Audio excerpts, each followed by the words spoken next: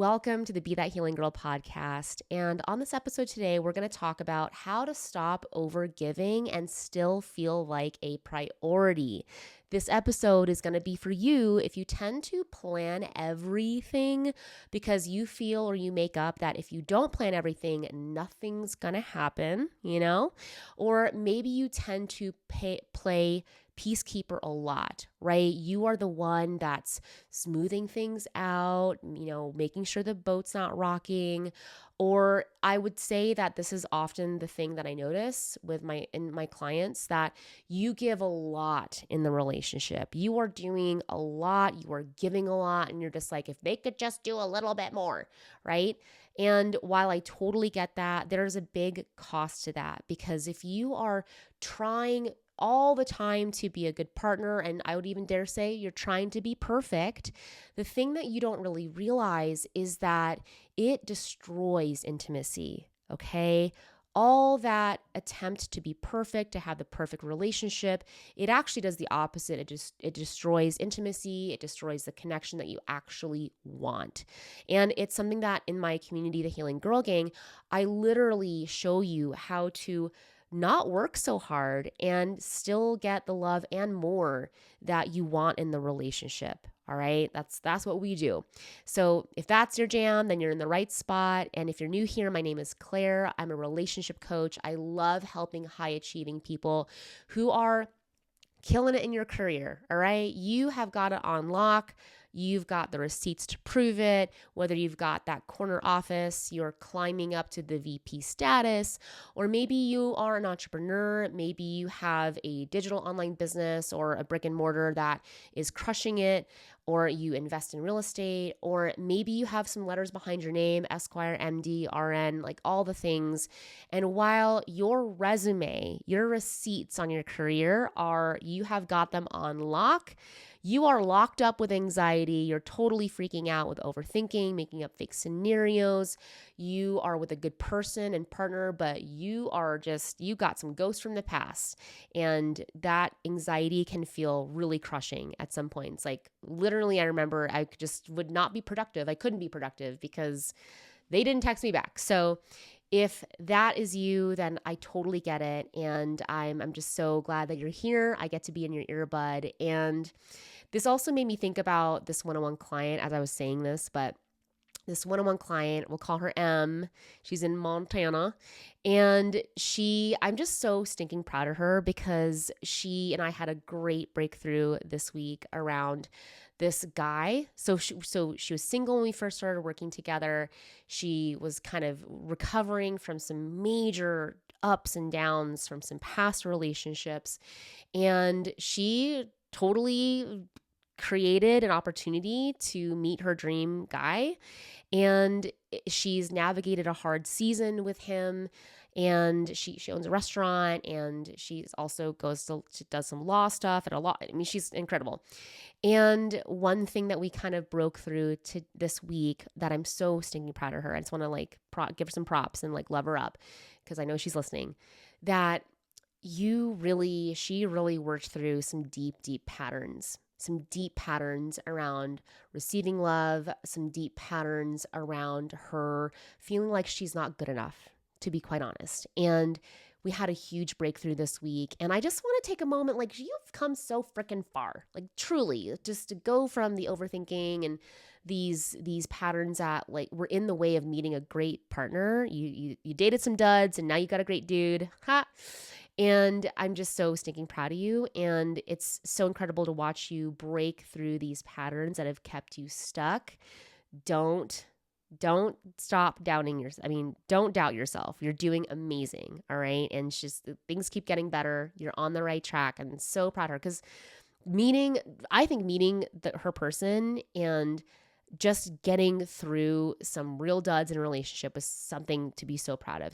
So freaking proud of you. And I was thinking about her as I was making the notes for today and around stopping overgiving and feeling like a priority.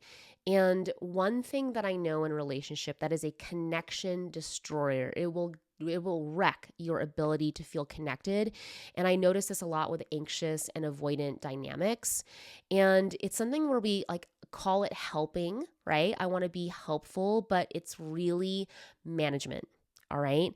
And when we are shifting from love becoming something flowing and effortless into, I got to manage this relationship, that relationship is going to feel heavy. Love is going to feel heavy. And there's a huge difference between authentic care and the fear-based doing in a relationship, right? There's a huge difference. I'll say this again, between authentic, I care about you, and the fear-based doing, which a lot of us, when we have anxious attachment, we tend to fall into this fear-based doing. So we're going to talk about that more in depth today. And I also just think this is important because one thing that happened recently, and one thing that Craig and I are kind of working through, my husband, which is we have been doing some renovations and upgrades on our investment property. And it is so amazing to kind of watch myself around my desire to do a lot of things, because I'm the dreamer, right? I'm the entrepreneur. I'm out here making podcasts and making content. And one thing that has been so incredible to watch, even in our dynamic, is the moment I can be in my creativity and be in my full power around being a creator and let him step up in a way. So I went out of town and I just kind of trusted. I didn't try to manage him or let him just do his thing. I came back and he created this whole amazing accent wall. And it was like, what? What? I could not believe it. And it was such a testament to, wow, I just like surrendered and I let him kind of do his thing. And we both have such a high level of trust that we've worked on both in our own practice of who we are and in our relationship. And like, wow, he like took his creativity to the next level. He did more than I could ever have asked or expected while I was out of town. And it was so incredible. I'll show some pictures on Instagram and it's really freaking cool. But I just noticed this tendency inside myself, and we're going to talk about this today, around the overgiving and feeling like a priority. I mean, I just was so blown away because I really felt important. He showed up in a big way. He prioritized our vision together, and it was so cool to kind of watch that unfold. So let's dive into it. And I first just want to say, like, there's a couple of like tells, right? And when I say that, it's like if you were to play poker and you got this twitch in your eye, like you've got a good hand or a bad hand. And there's physical tells, and there's also maybe something that you might be telling yourself when it comes to how you're functioning in the relationship. And I would even dare say over functioning. And you might tell yourself, well, I like doing things for him. Okay. Who's guilty of that? Send me a DM. Are you guilty of telling yourself, well, I just like doing things for him? I mean, I would tell myself that all the time. But really what's actually happening is you are trying to earn the love through effort. Just a mic drop on that. I can't drop this mic, but mic drop, right? If you tell yourself, I like doing things for him, but you're really trying the unconscious action or energy behind that. And when I say energy, I mean the subconscious thoughts and unconscious actions that make up sometimes our behavior, right? That when you are telling yourself, I like doing these things for him, but really the underlying unconscious thoughts and actions and feelings are, you want to earn their love through the effort. That's a big chunk right there. I would really chew that, because stopping the overgiving so you can feel like a priority is changing that whole paradigm that around, you think that you have to earn love through effort in the relationship. Now, don't get this twisted with relationships. They take work, right? Like, this is also why I notice a lot of hyper independent girlies that I don't need no man. And look, I get that. Like, if anything were to happen to Craig, God, knock on wood, that I don't know. And I'm saying that because I'm not in that position, but like relationship is hard. Marriage, it takes effort. Okay. It does take effort to learn how to communicate better and deepen your communication. I'm all about growth, right? I'm sure you are too, but it does take effort, right? And that's different than feeling like hell or high water. You've got to do things to earn love. All right. Those are two different things. And it doesn't just make your relationship, how do I want to say this? It doesn't just make you anxious or the relationship feel harder. It actually robs you of feeling chosen without performing, right? You are then basing your relationship on what you do, not on who you be. I will say that again. If you are in this effort of, I got to earn their love, I got to do more, it robs you of feeling chosen. Okay. You are focused on doing in the relationship versus being. And let me ask you the question: do you want to be loved for exactly who you are? Right? Do you want to be loved for exactly who you are, or do you want to be loved because of what you do for somebody? If you replay that, put it on repeat, because a lot of you are, I guarantee, if you're listening this deep into the podcast, you are probably trying to earn their love through your effort, right? Versus truly relaxing and trusting into, I want to be loved for exactly who I am and who you're being, not what you do for somebody. Okay. And that is always going to feel hollow because that's transaction. You are using transaction to get love or get connection. And that's going to feel hollow. All right. And a lot of times you might think that you're helping the relationship, right? I need to help the relationship, but you're making love feel like hard work, right? And there's a difference between there's just truth in that relationships, you do have to learn how to communicate differently. Everybody is different. Every dynamic is different. There's a huge difference between you think you're helping the relationship, but really what you are tending to do is make love feel like hard work. And so if you feel like love is hard work, then that's something you want to look at. My love, you want to look at that. Is this hard work? And there's a big difference in that. And one of the things that I get really excited about inside the Healing Girl Gang is one client was talking to me, and she was sharing around how reducing her effort and truly allowing herself to feel through the experience that we walk her through in the Healing Girl Gang, it actually helps you. And she was sharing she feels chosen. Like if she was over functioning and she was overcompensating, she was trying to earn that love, it didn't give them an opportunity. He couldn't show her because she was taking up all the space. She was doing all the work to truly relax into feeling chosen, right? And not chasing him. So that's something that's really cool. I love the process that I teach because it's really experiencing on the felt level and not just getting a bunch of journal prompts.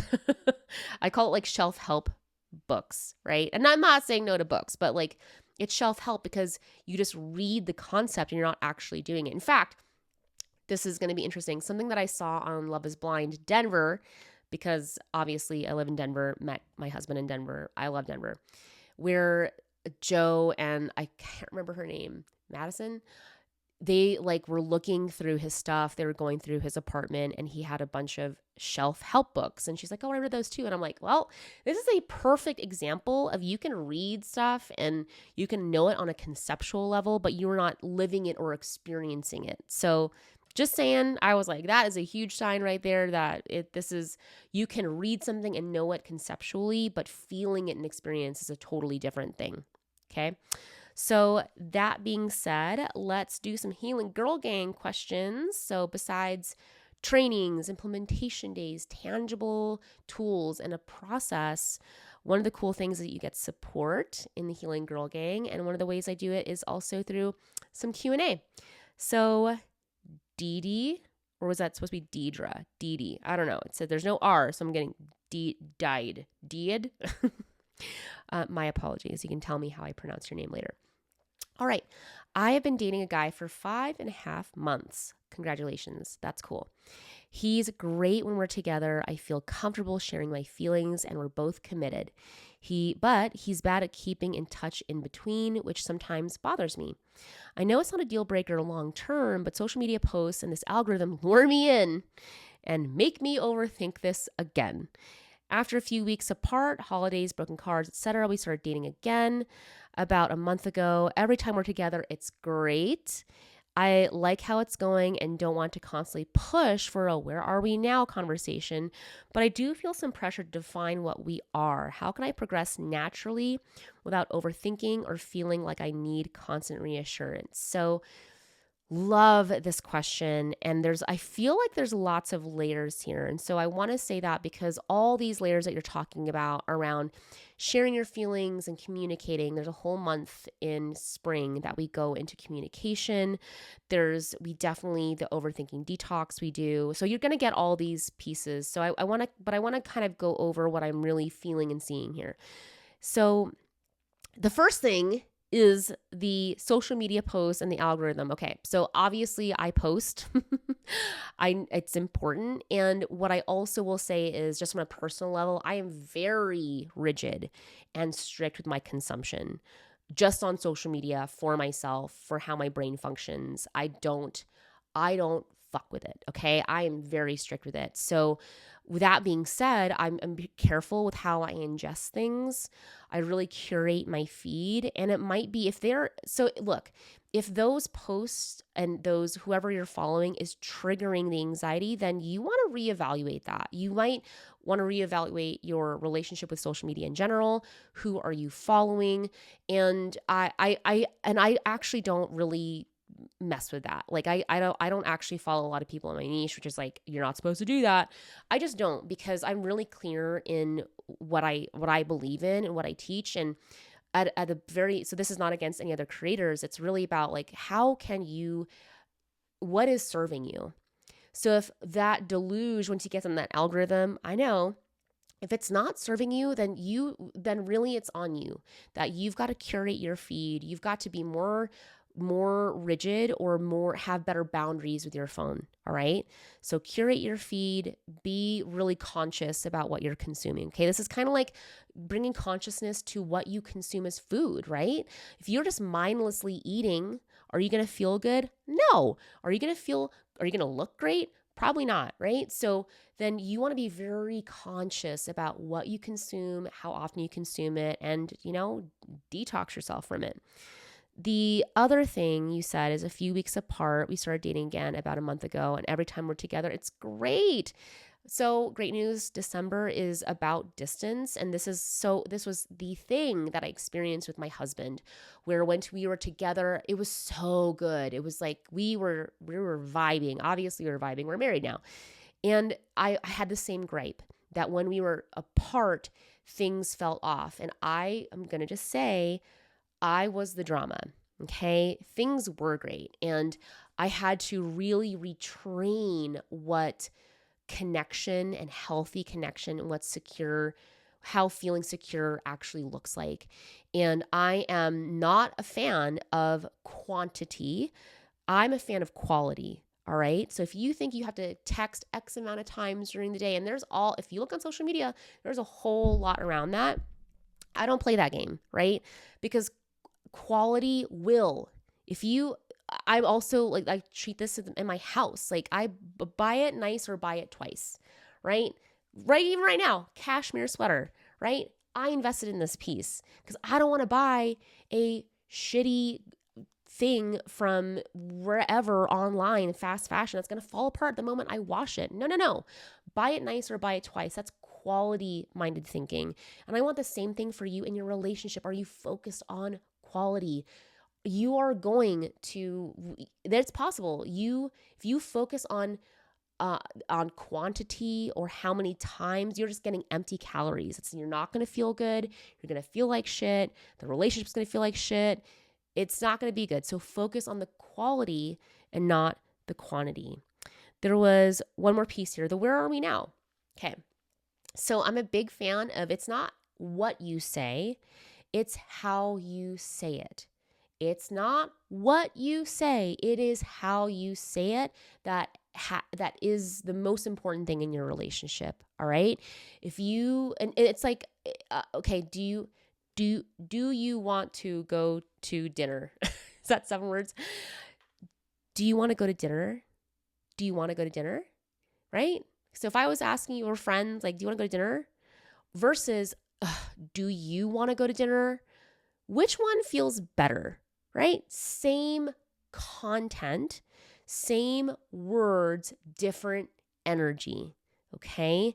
Different energy. And all energy is energy in motion. Emotions are energy in motion, right? So what is your emotional state when you're saying that? Is it dysregulated? Then yeah, it doesn't matter how nice you try to say the thing that you want, how you try to sugarcoat it or whatever. If your underlying emotion or your underlying unconscious thoughts are the ones that are making you say it, then it doesn't matter. It doesn't matter. It doesn't matter. How you say it overrides the content every single time. So that's kind of important to know. And of course, I teach you that step by step in the Healing Girl Gang, and also with my one-on-one clients. I mean, because sometimes there's more context with like what's happening, and there's understanding how your approach tends to happen, which is informed by your, again, unconscious thoughts and unconscious feelings. And there's also the dynamic between the two of you, right? That's to be considered. So that also has an impact on how that conversation goes. So I'm excited that you're in the gang. I'm sending you lots of love, and I love you all. Mwah.